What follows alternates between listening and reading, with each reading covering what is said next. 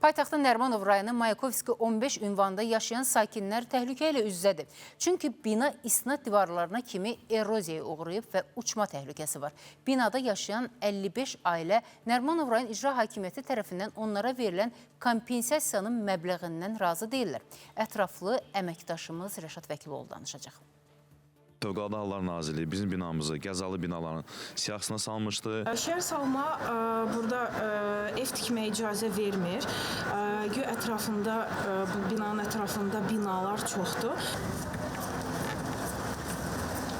İstismar müddətini başa vuran yaşayış binasının 2022-ci ildə sökülməsi və sakinlərin kompensasiya qarşılığında köçürülməsi qərarı verilib. Lakin təklif olunan məbləğ onları razı salmadığı üçün illərdir qəzalı vəziyyətə düşən binadan çıxmaq istəmirlər. Bir əsrə yaxın yaşı olan bu binada yaşamaq sakinlər üçün hər ötən gün təhlükəli vəziyyət alır. Elə binadan qopub düşən bu daşlar da onu deməyə əsas verir.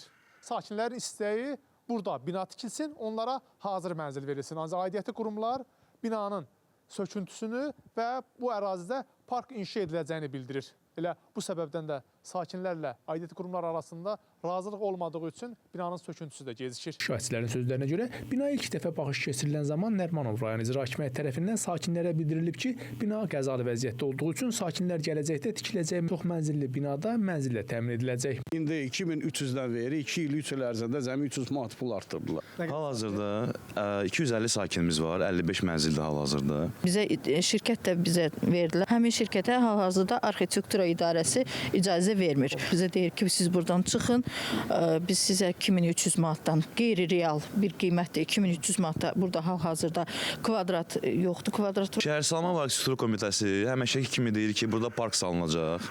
Baxmayaraq ki, ətrafımız hamısı elə parklardan ibarətdir. İndi sakinlər nə onlara verilən məbləğə razıdır, nə də binalarının yerində park salınmasına. Bizə ancaq buranı söküb, köhnə binanı söküb, onun yerində tikib başqa bina versinlər, başqa mənzil bizə versinlər.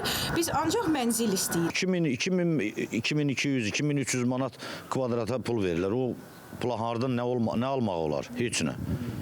Yəni bizim istəyimiz odur ki, heç olmasa bir normal məbləğ verilsin ki, biz də özümüzə bir gün güzaran qura bilək. Nəzərə alsaq ki, burada kvadratlar hamısı balaca kvadratlardır, 60, 40, 30 kvadratlı mənzillərdir. Bizə verilən kompensasiya ilə biz nəinki öz Nərimanov rayonumuzda, biz digər rayonlarda 3 otaqlı mənzillə təmin oluna bilmirik.